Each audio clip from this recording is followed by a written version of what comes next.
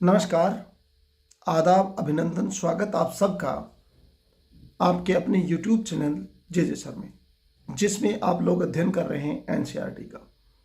यदि आप चैनल पर नए हैं तो आप चैनल को सब्सक्राइब जरूर कर लीजिए, क्योंकि यहाँ आप एनसीईआरटी की पूरी किताबों का विस्तृत अध्ययन पढ़ेंगे, वो भी सरल तरीके से, जिसमें हम बातचीत करेंगे और बातचीत में ही हम उस एनसीईआरटी की पुस्तक का अध्ययन कर लेंगे। तो देखिए, सबसे पहले शीर्षक का नाम है नए प्रश्न नए विचार। इस अध्याय में बौद्ध और जैन धर्म के बारे में अध्ययन किया जाएगा। तो आइए शुरुआत करते हैं। अनघा निकली सैर पर। अनघा आज पहली बार विद्यालय की ओर से सैर पर जा रही थी। उसने देर रात पुणे महाराष्ट्र से वाराणसी उत्तर प्रदेश के लिए ट्रेन पकड़ी। स्टेशन पर अनघा को छोड़ने उसकी मां आई थी। मां ने अध्यापिका से कहा, बच्चों को बुद्ध के बारे में बताने के साथ साथ उन्हें सारनाथ दिखाने भी ले जाइएगा।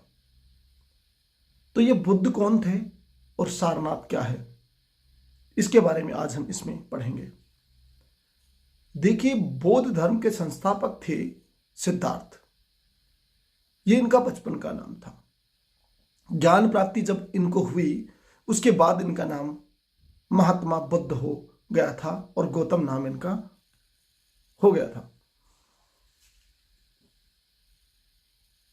इनका जन्म आज से लगभग 2500 साल पहले हुआ था, और ये वह समय था जब लोगों के जीवन में तेजी से परिवर्तन हो रहे थे। महाजनपद के कुछ राजा बहुत शक्तिशाली हो गए थे। हजारों साल के बाद फिर से नगर उभर रहे थे। गांव के जीवन में बदलाव आ रहा था। बहुत से विचारक इन परिवर्तनों को समझने का प्रयास कर रहे थे। वे जीवन के सच्चे अर्थ को जानने की चाह रखते थे। इस प्रकार का यह समय, उस समय महात्मा बुद्ध का जन्म क्षत्रिय कुल में शाक्य नामक छोटे से गण में हो जाता है। युवावस्था में वे ज्ञान की खोज में दर दर भटकते हैं और घर के सुखों को छोड़कर वर्षों तक भ्रमण करते रहते हैं। बहुत से विचारकों से मिलते हैं। अंत में उन्होंने सोचा कि ज्ञान प्राप्ति का सबसे सरल मार्ग है कि मुझे स्वयं को तपस्या करनी चाहिए, और वो बिहार में गया नामक स्थान पर एक पीपल के वृक्ष के नीचे बैठकर तपस्या करने लग गए। अंततः उन्हें ज्ञान की प्राप्ति हुई, और जिस वृक्ष के नीचे वो बैठे थे उसे बोधि वृक्ष कहा जाने लगा। वो पीपल का वृक्ष था। ज्ञान प्राप्ति के बाद महात्मा बुद्ध सबसे पहले सारनाथ गए, और सारनाथ में उन्होंने सबसे पहला उपदेश दिया, जो वाराणसी के नजदीक था। सारनाथ गए, जहां उन्होंने पहली बार उपदेश दिया। कुशीनारा में मृत्यु से पहले शेष जीवन उन्होंने एक स्थान से दूसरे स्थान की यात्रा करके लोगों को शिक्षा देने में व्यतीत किया।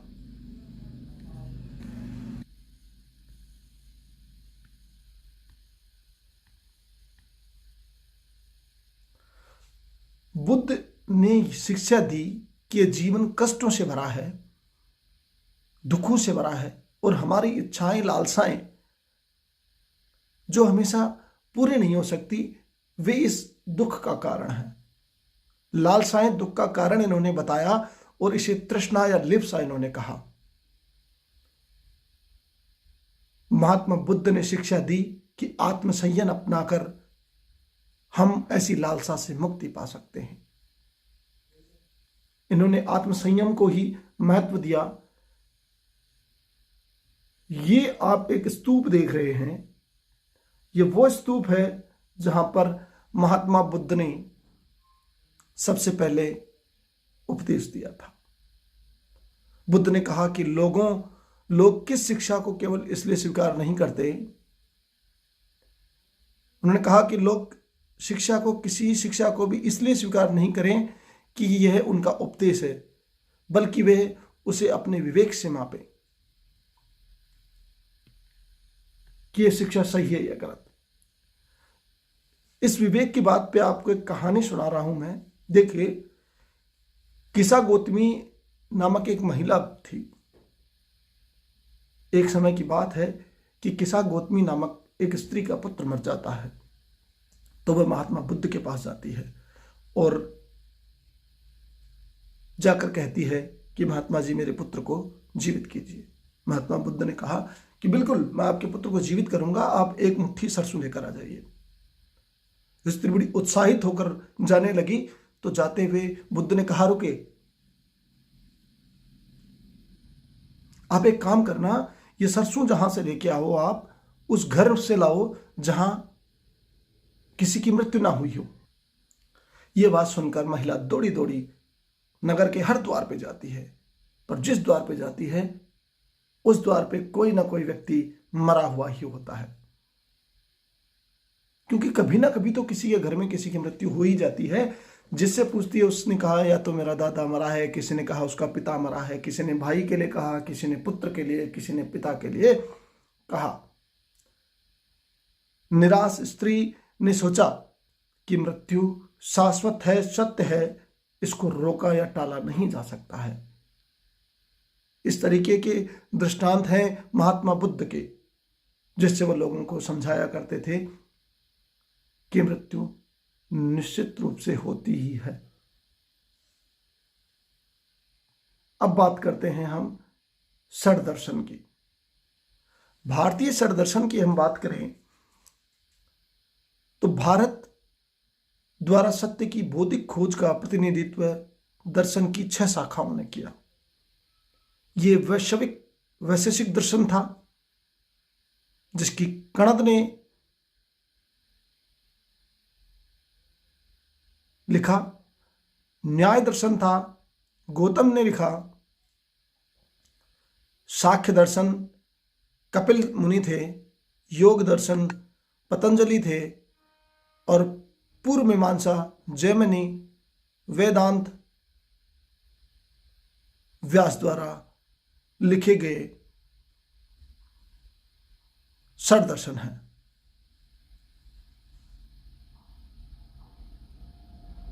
जो आज भी बौद्धिक चर्चा को दिशा प्रदान करते हैं। भारतविद फ्रेडरिक मैक्स मूलर, जो जर्मनी मूल के थे, उनके अनुसार दर्शन की 6 शाखाओं का विकास कई पीढ़ियों के दौरान व्यक्तिगत विचारों के योगदान से हुआ। यद्यपि एक दूसरे से भिन्न है, तथापि सत्य का इनकी समझ में आधारभूत तालमेल दिखता है। उपनिषद का अर्थ होता है गुरु के समीप बैठना।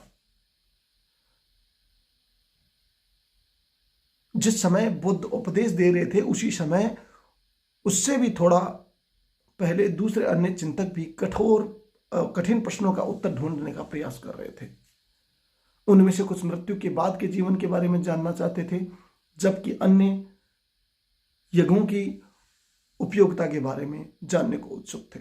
इनमें से अधिकांश चिंतकों का यह मानना था कि इस विश्व में कुछ तो ऐसा है जो स्थायी है और जो मृत्यु के बाद भी बचा रहता है। उन्होंने इसका वर्णन आत्मा तथा ब्रह्म अथवा सार्वभौम आत्मा के रूप में किया। वे मानते थे कि अंततः आत्मा तथा ब्रह्म एक ही हैं। उपनिषद का शाब्दिक अर्थ ही गुरु के समीप बैठना है। प्राय यह विचार सामान्य वार्तालाप के रूप में प्रस्तुत किया जाता था उपनिषदों को। बुद्धिमान भिखारी, ये एक उपनिषदों से संबंधित आपको बताऊंगा, जिसमें आत्मा और परमात्मा को एक कहा गया। सार्वभौम परमात्मा जो था उसके बारे में बताया गया। देखिए, शौनक और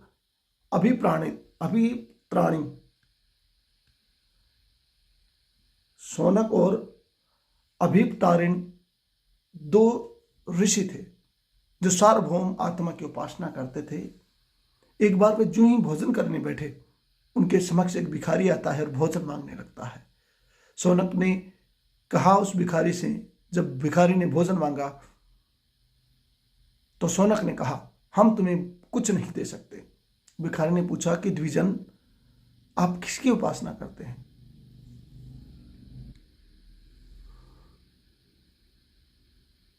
तो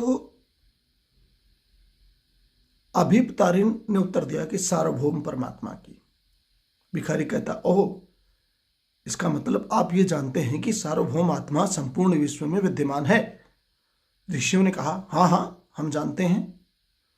भिखारी ने पूछा, अगर अगर सार्वभौम परमात्मा आत्मा संपूर्ण विश्व में विद्यमान है तो मेरे अंदर भी है। मैं कौन हूं?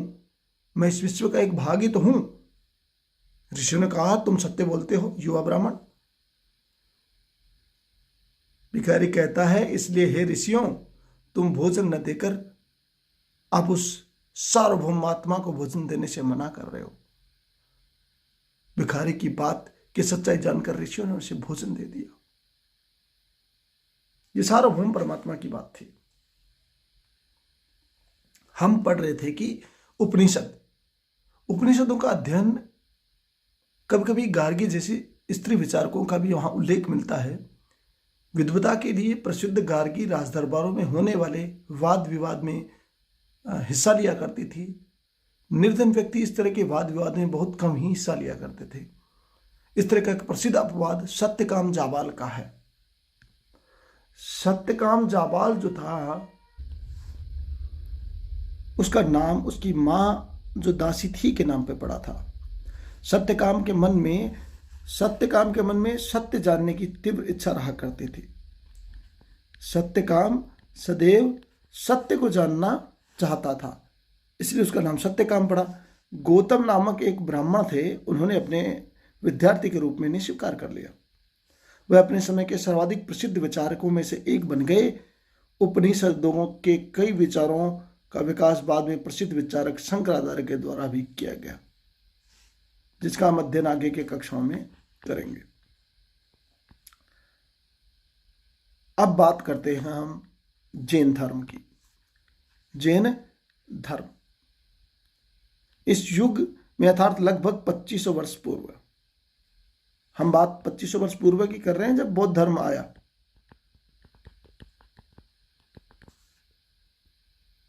जैन धर्म के 24वें और अंतिम तीर्थंकर महावीर स्वामी आए, वर्धमान महावीर जिन्हें कहते हैं। उनके विचारों का प्रसार हुआ। वह वज्जी संघ के लिच्छवी कुल में एक क्षत्रिय राजकुमार थे। इस संघ के विषय में हमने भी पिछले अध्याय में पढ़ा भी था कि लिच्छवी एक संघ था। ये 30 वर्ष की आयु में घर को छोड़ देकर जंगल में रहने लगे। इन्होंने 12 वर्षों तक कठिन तपस्या की,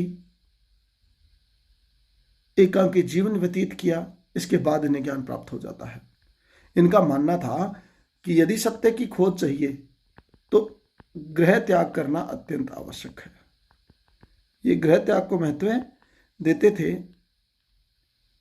और ये कहते थे कभी जीव हत्या नहीं करनी चाहिए, अहिंसा का पालन कड़ाई से करने में विश्वास रखते थे। ये प्राकृत में अपने उपदेश दिया करते थे। महावीर ने प्राकृत में अपने उपदेश दिए थे। ध्यान रहे, प्राकृत भाषा में महावीर ने दिए उपदेश, और इसका कारण था कि वो अपनी भाषा को जन जन तक पहुंचाना चाहते थे। प्रचलन के आधार पर ही अलग अलग नाम से प्राकृत को जाना जाता था। जैसे मागधी कहलाई है, प्राकृत मागधी जो बिहार में बोली जाती थी, मगध में, वो प्राकृत मागधी कहलाती थी।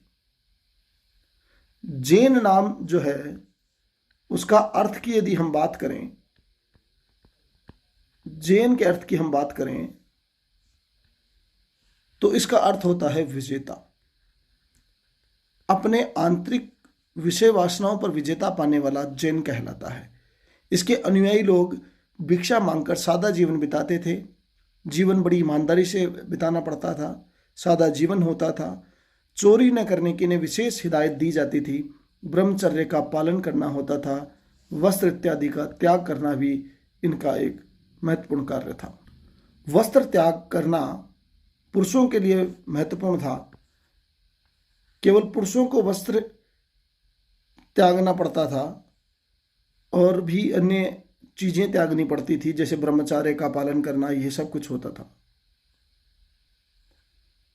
अधिकांश व्यक्तियों के लिए ऐसे कड़े नियमों का पालन करना कठिन था, फिर भी हजारों व्यक्तियों ने इस जीवन शैली को जानने और सीखने के लिए अपने घरों को छोड़ दिया। कई अपने घरों पर ही रहे और भिक्षु भिक्षुणियों, जिन्हें भिक्षु और भिक्षुणी कहते हैं, उन्हें भोजन प्रदान करना, उनकी सहायता करना, ये उनका काम था। दोस्तों, इसमें जैन धर्म का समर्थन मुख्य रूप से व्यापारियों ने किया, क्योंकि किसान इतने कठिन नियमों का पालन नहीं कर सकता था। वो फसल रक्षा के दौरान भी जीव जंतुओं को मार दिया करते थे, कीड़े मकोड़ों को मार दिया करते थे। इसलिए ये धर्म मुख्य रूप से व्यापारी वर्ग ने अपनाया। बाद में सदियों में जैन धर्म उत्तर भारत के कई हिस्सों में फैलकर गुजरात, तमिलनाडु, कर्नाटक तक फैल गया। महावीर तक तथा उसके अनुयायियों की शिक्षाएं कई शताब्दियों तक मौखिक रूप से रही। जैन धर्म की वर्तमान उपलब्ध शिक्षाएं 1500 वर्ष पूर्व वल्लभी गुजरात में लिखी गई।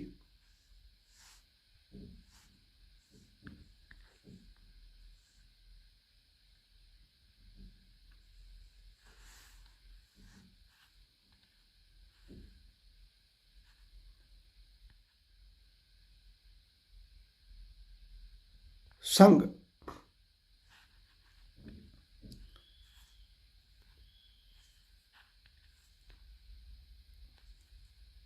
संघ किसे कहते हैं? महावीर तथा बुद्ध दोनों का ही मानना था कि गृह त्याग करने पर ही सच्चे ज्ञान की प्राप्ति हो सकती है। ऐसे लोगों के लिए उन्होंने संघ नामक संगठन बनाया, जहां गृह त्याग करने वाले लोग एक साथ रह सके। और उस संघ में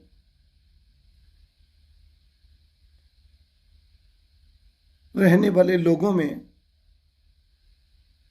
दास दासी या अन्य कोई व्यक्ति आता तो सामान्य व्यक्ति को उसके माता पिता से, बच्चों को जैसे संघ में शामिल होना तो अपने माता पिता से उसकी इजाज़त लेनी होती थी। दासों को स्वामी से, राजा के पास काम करने वाले कर्मचारियों को राजा से इजाज़त लेनी पड़ती थी। कर्जदारों को अपने देनदारों से इजाज़त लेकर ही इस संघ में शामिल होना पड़ता था। इसके विषय में विनय पिटक नामक ग्रंथ मिला है, जो संघ के बारे में हमें विस्तृत जानकारी देता है। संघ में प्रवेश लेने के बाद सादा जीवन व्यतीत करना पड़ता था और इन्हें भिक्षु और भिक्षुणी कहा जाता था। आज जो साधु और भिखारी के रूप में जिन्हें हम जानते हैं, वो संघ में प्रवेश लेने वालों में ब्राह्मण, क्षत्रिय, व्यापारी, मजदूर, नाई इत्यादि हुआ करते थे। कहीं कहीं गणिकाओं और दासों को भी इसमें शामिल किया गया है। इनमें से कई लोगों ने बुद्ध की शिक्षाओं के विषय में लिखा, तो कुछ लोगों ने संघ में अपने जीवन के विषय में सुंदर कविताओं की रचना की है। विहार, ये भिक्षु और भिक्षुणी जहां रहा करते थे उन्हें विहार कहते थे। वैसे तो भिक्षु भिक्षुणी साल भर एक स्थान से दूसरे स्थान पर घूमते रहते थे, किंतु वर्षा के मौसम में ये एक स्थान पर रुक जाया करते थे और जिस स्थान पर रुकते थे वो विहार हुआ करते थे। ऐसे होता, विहार का एक चित्र आपको मैं दिखा रहा हूँ। ये विहार था जो पर्वतों को काटकर बनाए गए विहार हैं। वैसे विहार जंगलों में लकड़ी के भी बनाए गए हैं। फिर कुछ समय बाद पक्के विहार बनाए जाने लगे और उन पक्के विहारों में ही, ये आपको बताऊं, प्राकृतिक गुफाएं जो हुआ करती थी, प्राकृतिक गुफाएं जो थी उन्हें भी विहार के रूप में प्रयुक्त किया जाने लगा था।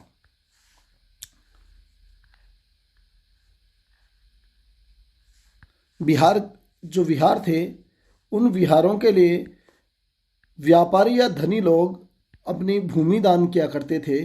जो भूस्वामी होता था वो अपनी भूमि का दान कर दिया करता था। विहार बनाने के लिए, जिस पर भिक्षु और भिक्षुणी रहा करते थे। शताब्दियों तक बौद्ध धर्म उपमहाद्वीप के विभिन्न हिस्सों के साथ साथ बाहरी क्षेत्रों में फैल गया। जब ये बौद्ध धर्म लोकप्रिय हो रहा था, उसी समय ब्राह्मण लोगों ने आश्रम व्यवस्था का विकास किया। आश्रम शब्द का तात्पर्य लोगों द्वारा रहने तथा ध्यान करने के लिए प्रयोग में आने वाले स्थान से नहीं, बल्कि तात्पर्य है इसका जीवन के एक चरण का, जिसमें ब्रह्मचर्य, गृहस्थ, वानप्रस्थ और संन्यास नामक 4 आश्रम की व्यवस्था की है। ब्रह्मचर्य सबसे पहला है, फिर गृहस्थ, वानप्रस्थ और संन्यास, इस प्रकार 4 आश्रम हैं। प्रत्येक के अपने अपने नियम हैं। ब्रह्मचर्य है, उसमें ब्रह्मचर्य का सख्त पालन और विद्या अध्ययन है।